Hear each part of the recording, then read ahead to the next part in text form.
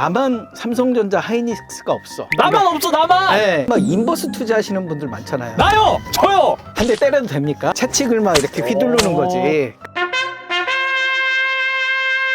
저희 주식과 그리고 구독자 여러분들께 주식의 전망을 또 알려주실 최고민수님을 모셔왔습니다. 반갑습니다. 네, 반갑습니다. 지금까지 이런 주식 전문가는 없었다. 상한가 가자 아자. 트로트 가수인가? 아니면 요리 연구가인가? 아니면 여행 유튜버인가? 주식 투자 전문가 최고민수입니다. 반갑습니다. 반갑습니다. 또 앞에 이렇게 인사말을 또 준비해 오신 거예요? 아, 예. 제가 트로트 가수잖아요. 상한가 가자라는 싱글을 낸. 또 이렇게 또 개인적인 홍보를 역시 프로 방송이 다르셨네요. 네, 1타 2피.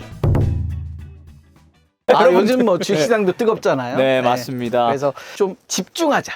선택과 집중해서 집중하세요. 뭐 이런 얘기 학교 다닐 때 많이 들으셨잖아요. 많이 들었죠. 저 네. 집중 못해가지고 항상 네. 집중하라고 선생님 그러셨거든요. 그러니까 집중해야 됩니다, 지금. 아, 네, 그래서 굉장히 중요한 시점에 집중해서 우리가 주마가편이라는 한자가 있거든요. 그게 무슨 뜻이죠? 들어보셨어요? 아유. 달리는 말에 채찍질을 해야 된다고. 야. 지금 이렇게 서 있는 말에 우리가 앉아가지고 이리야 해봐 안 가거든. 아. 한참 달리고 있는 말에 채찍질을 해야 노를 저어라. 채찍을 막 이렇게 휘두르는 거지. 그래야만 어느 정도 상승 흐름에 갈 수 있지 않을까라고 생각을 하고요. 뭐 시작하기 전에 잠깐 말씀을 드리면 이게 반도체, 특히 우리나라 같은 경우는 메모리 반도체가 전체 주식시장을 지금 흔들고 있잖아요. 이런 흐름은 적어도 올해 아니 내년 말까지는 가지 않을까. 우리가 포모라고 하잖아요. 나만 삼성전자 하이닉스가 없어. 나만 없어 나만. 네, 이런 속상함이 있을 때는 그냥 넌지시 조금이라도 사보는 거예요. 빠질 수도 있어요. 왜냐면 돌발 변수. 혹시 이런 말씀 들어보셨나요? 블랙스완이라고. 블랙스완 영화 말하는 거 아니에요? 네, 뭐 네. 이게 전문 용어로 네. 많이 이 책에서도 언급이 되는데요. 세상에는 이제 흰색만 있을 거다 이렇게 생각을 했는데 검은색 백조가 호주 부근에서 실제 발견이 된 거예요. 실제로 미오노리새끼처럼 다른 색깔의 백조는 없을 것이다 했는데 호주 부근에서 발견이 되다 보니까 우리가 예상했던 일반적인 상황과는 전혀 다른 어떤 악재가 시장에 도래할 수 있다. 이걸 우리가 블랙스완이라고 좀 얘기를 하는데요. 이 블랙스완을 제거를 한다면 이 AI 반도체의 상승 흐름에 우리가 반드시 올라타야 된다. 올라타야 된다. AI라는 그 달리는 말에 우리가 반드시 올라타야 되는데 늦었느냐? 5000P부터 내가 기다렸단 말이야. 6000P 이제 떨어질 때가 됐는데 7000P 떨어질 때가 됐는데 이제 떨어져야 되는데 지금 내가 타야 돼? 이런 고민들이 있는데요. 증시가 조정을 보일 때마다 과감하게 이 달리는 말에 좀 타줘야 된다라고 생각을 합니다. 그래서 보통 지금 막 인버스 투자하시는 분들 많잖아요. 나요. 저요. 저 지금 투자했다가 지금 쫄딱 망했어요. 그래요? 네. 뭐 한 대 때려도 됩니까? 주먹을 날리고 싶네. 때리면 됩니까? 어딜 때려? 아유 정말. 한 내년 말까지는 이 AI의 흐름이 굉장히 좋지 않을까 그런 생각을 합니다. AI가 왜 중요하냐? 앞으로는 이 증권사, 은행, 그리고 보험 영역이 없어질 겁니다. 그리고 통신사가 금융을 할 수도 있고요. 자동차 회사가 금융을 할 수도 있어요. 어떻게 가능하죠? 테슬라 같은 경우는 지금 보험 영업을 하거든요. 진짜로? 왜냐면 테슬라의 그 자율주행 그 FSD라고 하죠. 자율주행을 하는 그 트랙 레코드를 저 우주에 떠 있는 스페이스X의 인공위성이 다 체크를 한단 말이에요. 그래서 이 사람의 그 주행 속도는 어떻고 습관은 어떻고 그런 보험료가 딱 산출이 되는 거죠. 보다 정확하게. 그렇기 때문에 테슬라가 보험사를 하고 통신사가 은행을 하는 날이 멀지 않았어요. 영역 파괴가 되는 게 인공지능 AI거든요. AI는 모든 걸 할 수 있어요. 모든 걸, 에브리띵 할 수 있기 때문에 기존의 은행업을 우리가 안전하게 이렇게 증권업을 안전하게 했는데 이제 이 영역이 파괴되니까 가장 먼저 이 영역을 구축하는 자가 세상을 지배한다. 그렇기 때문에 워렌 버핏 선생님이 이런 말씀을 했습니다. 경제적 해자가 있는 기업에 투자를 하자. 경제적 해제? 해자라는 말 들어보셨죠? 우리 해자 도시락 말고. 나 그거밖에 모르는데. 오사카성 가보셨나요? 가봤어요. 여행 가봤어요. 오사카성 앞에 보면 이렇게 물이 있어요. 물웅덩이. 봤어요. 저기 넘어오지 말라고.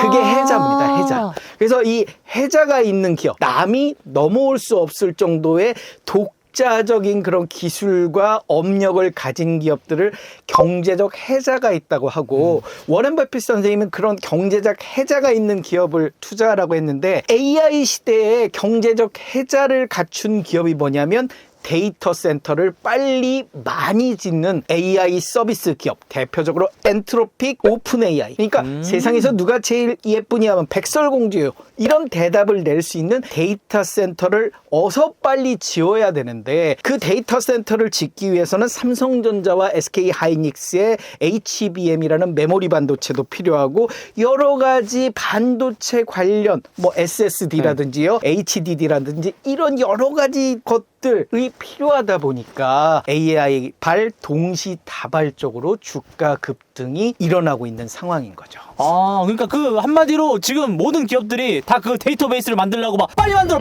어딨어 반도체 어딨어 삼성 하이닉스 다 가져와 약간 이런 느낌인 거예요 지금. 그러니까 동시다발적으로 모두 데이터 센터를 만들다 보니까 이 삼성전자나 하이닉스가 기존에 만들던 패턴이 있잖아요. 원래 메모리 반도체는 소품종 다량 생산을 하거든요. 이 서버에 들어가는 메모리 반도체는 최신형을 씁니다. 가장 최신 것을, 가장 좋은 것을. 그래서 가장 좋은 것을 딱 넣고 나서 다음번 고칠 때까지 춘군기가 와요. 되게 괴로워요. 적어도 1년에서 2년 정도는 손을 빨고 있다가 또 신제품이 나오면 현대차 증권에 팔면 그때 한번 일어나고. 그래서 삼성전자와 하이닉스는 2023년에 한번 춘군기를 맞고 이번에 이제 급등을 하고 또 내년에 꺼지고 뭐 이런 패턴을 계속 주구장창 보여왔거든요. 그러다 보니까 박스피라고 이렇게 올랐다가 그 다음엔 떨어지고 경기를 너무 민감하게 받아들이는 거야. 그런 환경이 됐는데 이제 동시다발적으로 메타도 원하고 오라클도 원하고 오픈 AI도 원하고 알파벳도 원하고 모든 회사가 원하다 보니 갑자기 공급을 맞춰줄 수가 없는 상황이 오고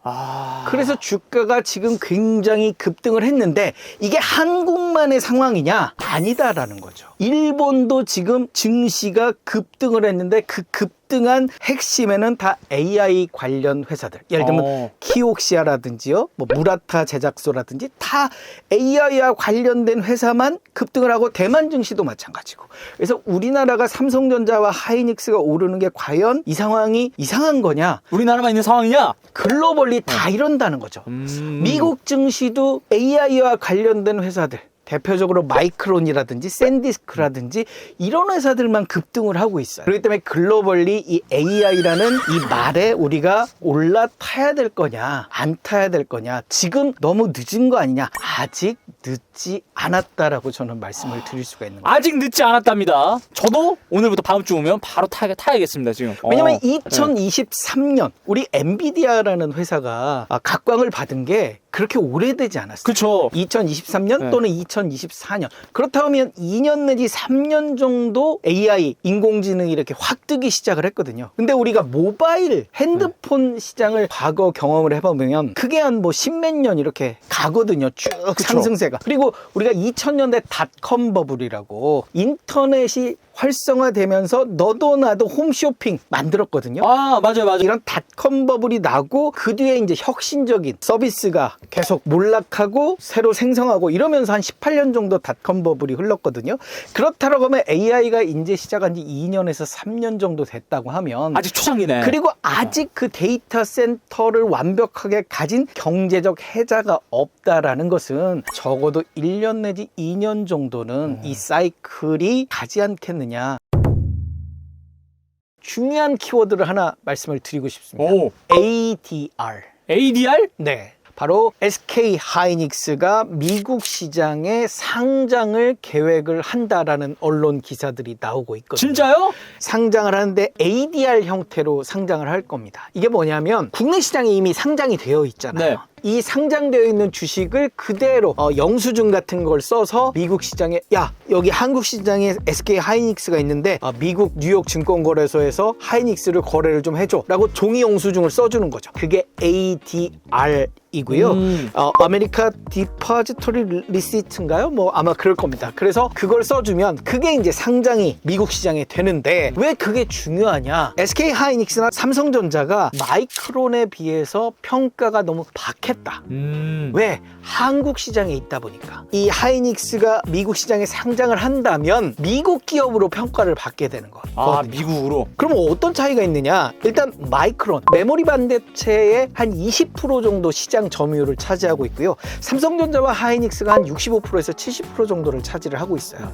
그러다 보니까 3위 업체인데 PER 올해 기준으로 17배, 내년 기준으로 8.8배 정도 돼요. 와. 예측이. PER이 뭔지 아시죠? 몰라요. PER은 Price Earning Ratio라고 하는데요. 이 아까 시가총액, 주식수 곱하기 주가. 네. 이 시가총액을 몇 년간의 단기 순이익으로 달성을 할 수 있겠느냐. 그러니까 PER은 시가총액을 단기 순이익으로 나눠줘요. 예를 들면 시가총액이 1,000억, 네. 그해 100억을 벌면 PER은 1,100억? 아, 내가 너무 수준을 높게 봤군요. 10배입니다. 1,000억 나누기 100억. 1,000억 나누기 100억? 현대차증권은 어떻게 입사했지? 혹시 오너의 아들? 그래서 얼굴을 가린 거 아니에요? 수학 100원 다 잘했지? 시가총액이 1,000억, 당기순이익이 100억. 당기순이익이 뭐냐면 우리 월급 받잖아. 네. 그러면 국민연금도 빠지고 뭐 건강보험도 빠지고 세금도 빠지고 우리가 실제 받는 실수령액, 이게 기업 입장에서는 당기순이익이에요. 물건을 팔아서 세금 내고 종업원 월급 주고 아 이만큼 남았네? 그게 당기순이익인데 시가총액, 주식수 곱하기 주가가 1,000억인데 한 100억 정도 벌어. 그러면 야 10년 동안 벌면 그래 10년 후면 우리가 1,000억 정도 되네? 그러면 PER은 10배예요. 그런데 10배. 내년에 200억을 벌어. 그러면 PER은 5배로 줄어드는 거죠. 5년이면 투자 원금을 회수하니까. 그러니까 갈수록 아하. 수익이 크게 늘어나면 PER은 줄어들겠죠. 네. 그것처럼 마이크론 올해 실적 예측치 기준 PER은 17배예요. 근데 내년은 8.8배야. 이건 뭐야? 확 낮아졌네? 그만큼 당기 순이익이 2배 더 늘어날 거라는 거잖아. 하이닉스 올해 실적 기준 PER은 8.8배, 내년 기준 실적 예측치는 6.4배입니다. 더 많이 그게 되는 거네, 그러면? 그러니까 마이크론 대비해서 훨씬 더 PER이 낮아요. 왜? 한국 시장에 있다 보니까. 근데 이 하이닉스가 미국 시장으로 간다면 마이크론 정도의 대접은 받을 수 있는 거 아니냐라고 예측을 해볼 수 있는 거고요. 자, TSMC, 대만에 있는 파운드리 회사입니다. 이 파운드리 회사가 ADR을 발행을 했어요. 대만 증권거래소도 있지만 미국 시장에 상장을 동시에 했단 말이에요. 이 TSMC 올해 실적 기준으로 PER이 27배, 내년 실적 기준으로 22배입니다. 하이닉스, 삼성전자, TSMC에 비해 상당히 좀 평가가 박한 거죠. 두 번째로는 올해 실적 기준으로 8.8배인데 12개월 선행 실적 기준으로는 한 6배 정도 된다고 그래요. 보통 그동안 우리나라 시장 전문가들이 우리나라 증시는 PER 한 10배 정도면 적당하다, 이런 평가들을 많이 내려줬거든요. 그런데 12개월 선행, 앞으로 12개월 동안 벌 당기 순위 기준으로 PER을 계산을 해보니까 6배 정도 된다. 6배에서 7배 정도 된다고 하면 한 10배 정도 목표치라면 앞으로도 한 50% 정도는 하이닉스가 더 올라줘야 되는 거 아니야? 라고 우리가 또 예측을 해볼 수도 있는 그런 상황인 거죠.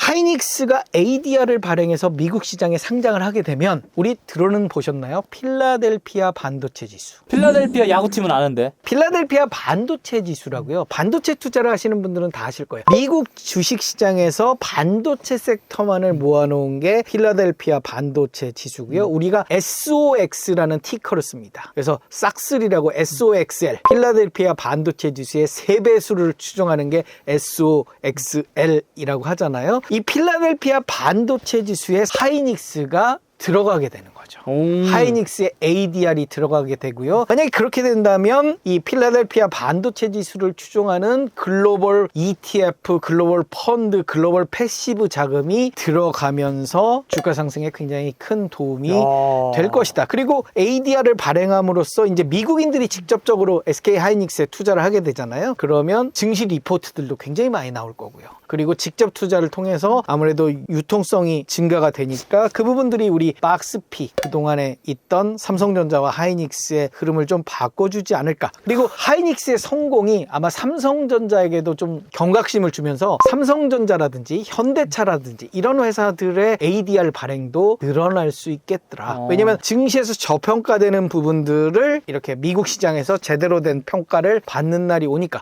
테슬라도 휴머노이드 사업을 하잖아요. 네. 현대차도 휴머노이드 사업을 하는데 둘 간의 PER을 비교하면 비교가 안 될 정도로 테슬라의 평가가 굉장히 높고 현대차는 테슬라에 비해서 상대적으로 좀 박한 편으로 보여질 수도 있거든요. 그래서 만약에 현대차가 ADR을 발행해서 미국에서 휴머노이드의 가치를 인정받는다고 하면 그러면 지금보다 훨씬 우리의 코스피 지수는 더 올라갈 수 있는 그런 개연성들이 있지 않을까라는 측면에서 이 주마가편 이런 어떤 증시의 이슈의 가장 키워드인 AI 반도체를 우리가 무시하고 살아서는 안 된다. 안 되겠다.